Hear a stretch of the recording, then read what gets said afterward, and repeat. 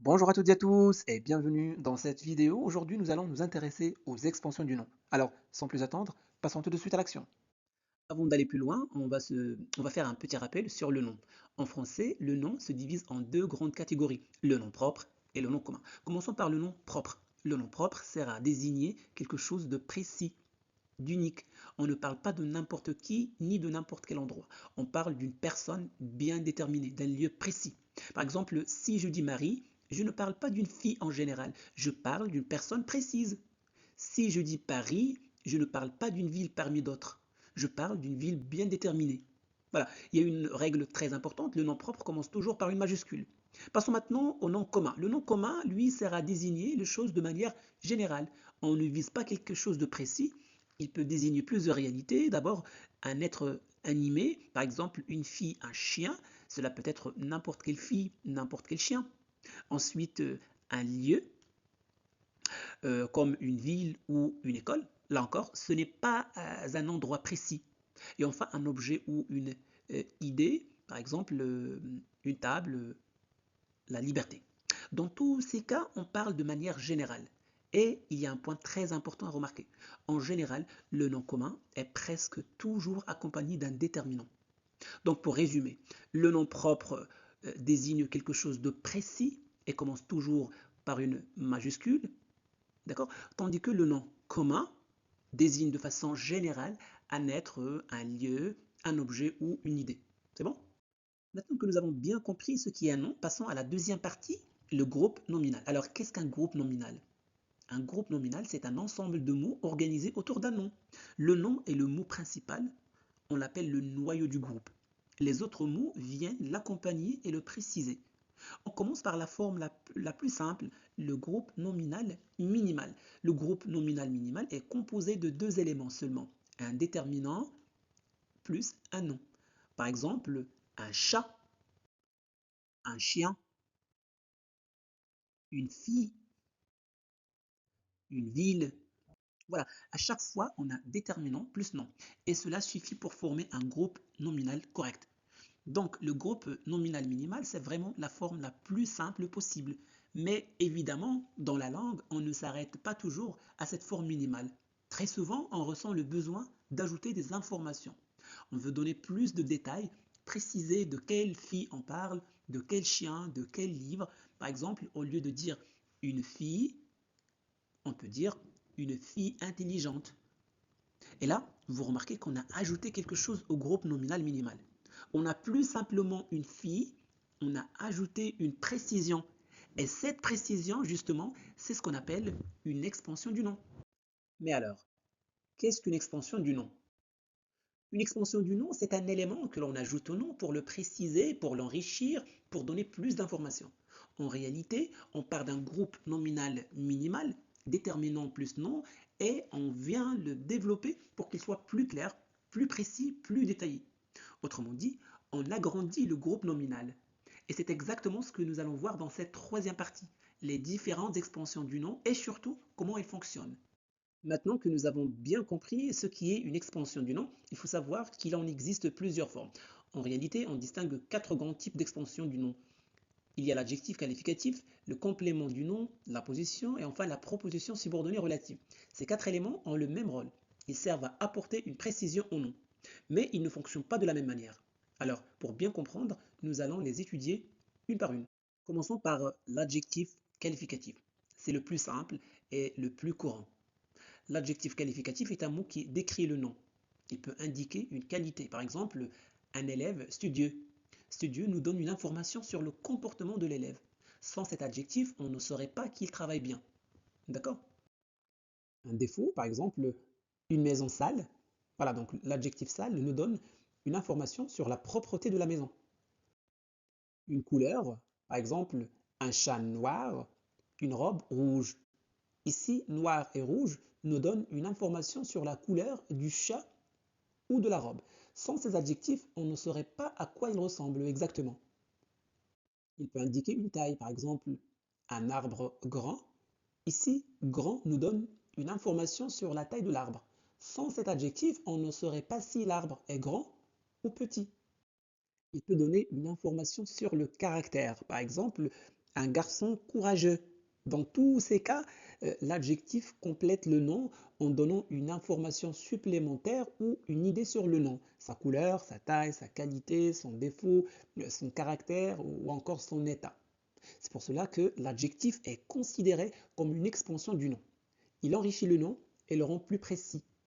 Pour résumer, l'adjectif qualificatif peut se mettre avant ou après le nom. Par exemple, avant le nom, on dit une petite fille. Ici, petite décrit la fille et se place avant le nom. Après le nom, on peut dire une fille gentille. Là, gentil décrit aussi la fille, mais se place après le nom. Dans tous les cas, l'adjectif complète le nom et nous donne plus d'informations sur lui. Passons maintenant à la deuxième expansion, à savoir le complément du nom. Le complément du nom est un mot ou un groupe de mots qui précise le nom. Il apporte des informations supplémentaires sur le nom comme son origine, sa matière, sa fonction ou sa relation avec autre chose. Bon, le complément du nom se place toujours après le nom et il est généralement introduit par une préposition comme de, à, en, pour, avec, sans, etc. Prenons quelques exemples. Une maison de pierre. Ici, de pierre nous donne une information sur la matière de la maison. Sans ce complément, on ne saurait pas de quoi il est fait. Comme vous pouvez le remarquer, le complément du nom est placé après le nom et est toujours introduit par une préposition. Prenons un autre exemple, le livre de Paul. Bon, de Paul nous indique à qui appartient le livre. Sans ce complément, on ne saurait pas à qui il appartient. Là encore, vous remarquez la même chose. Le complément du nom vient après le nom et est introduit par la préposition de. Autrement dit, le complément du nom fonctionne comme une précision indispensable pour mieux comprendre le nom dont on parle. Prenons d'autres exemples. Une tasse à café. Une tasse à café, voici le complément du nom, à café. La robe de ma sœur. La robe de ma sœur est le complément du nom. Il complète le nom robe. Un livre de grammaire. Un livre de grammaire. De grammaire est un complément du nom. Un dernier exemple, une robe en soie. Bon, à chaque fois, le groupe introduit par une préposition donne une information précise sur le nom. Voilà, donc pour conclure, le complément du nom, tout comme l'adjectif qualificatif, il permet d'enrichir le nom et le rend plus précis. La différence est que le complément du nom est souvent un groupe de mots introduit par une préposition et placé après le nom, alors que l'adjectif est un seul mot qui peut se placer avant ou après le nom. Après l'adjectif qualificatif et le complément du nom, passons à l'apposition. Bon, l'apposition est un nom ou un groupe nominal placé à côté d'un autre nom pour le préciser ou le renommer. Il apporte une information supplémentaire sur le nom sans utiliser de préposition, contrairement au complément du nom. Et elle est souvent encadrée par des virgules. Prenons quelques exemples. Victor Hugo, écrivain célèbre, a écrit Les Misérables. Ici, écrivain célèbre est placé à côté du nom Victor Hugo pour donner une précision sur lui. Cette apposition nous indique qui est Victor Hugo et rappelle qu'il est un écrivain connu. Prenons un deuxième exemple. Paris, capitale de la France, est une ville magnifique. Dans cette phrase, l'apposition capitale de la France précise exactement ce qui est Paris. L'apposition est donc un moyen simple et efficace d'enrichir une phrase et d'apporter des détails sans utiliser de préposition. Prenons un dernier exemple. Paul, mon voisin, est très gentil. Ici, mon voisin est en apposition. Cette expression nous donne une information supplémentaire sur Paul. D'accord? Elle permet de préciser qui est Paul. D'accord? Comme vous pouvez le remarquer, l'apposition est toujours placée à côté du nom qu'elle complète et est souvent encadrée par des virgules. Voilà. L'apposition, tout comme l'adjectif qualificatif et le complément du nom, enrichit le nom et le rend plus précis, mais elle se distingue par sa forme autonome et sa position juste à côté du nom. Après avoir vu l'adjectif qualificatif, le complément du nom et la position, passons maintenant à la dernière expansion du nom, à savoir la proposition subordonnée relative. Alors, qu'est-ce qu'une proposition subordonnée relative? Une proposition subordonnée relative est une petite phrase qui sert à préciser un nom. Elle commence par un pronom relatif comme qui, que, où, dans, lequel, etc. Et elle permet d'ajouter des détails sur le nom dont on parle. Prenons quelques exemples. La fille qui parle est ma sœur.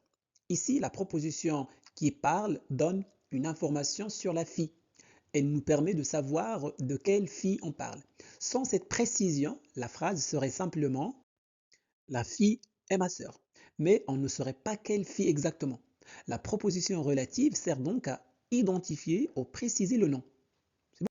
Prenons un deuxième exemple. Le livre que je lis est très intéressant. Dans cette phrase, que je lis et la proposition subordonnée relative, elle donne une information sur le livre. Elle nous indique de quel livre il s'agit. Sans cette proposition, on aurait simplement le livre est très intéressant, mais on ne saurait pas quel livre précisément. Regardons encore un exemple. La maison où j'ai grandi est toujours là. Ici, où j'ai grandi, précise le nom maison. Cette proposition nous donne une information supplémentaire.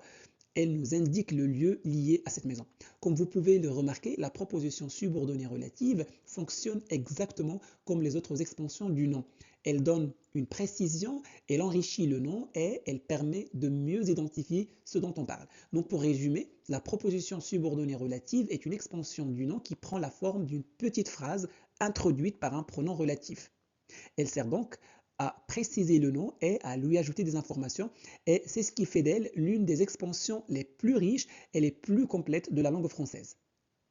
Donc voilà pour aujourd'hui, j'espère que cette vidéo vous a plu. Si c'est le cas, faites-le savoir en laissant un petit j'aime. Vous pouvez partager cette vidéo avec vos amis pour les aider à progresser en français. Et n'oubliez surtout pas de vous abonner à notre chaîne Classe de français pour ne pas manquer nos prochaines vidéos. Merci de votre confiance. Au revoir.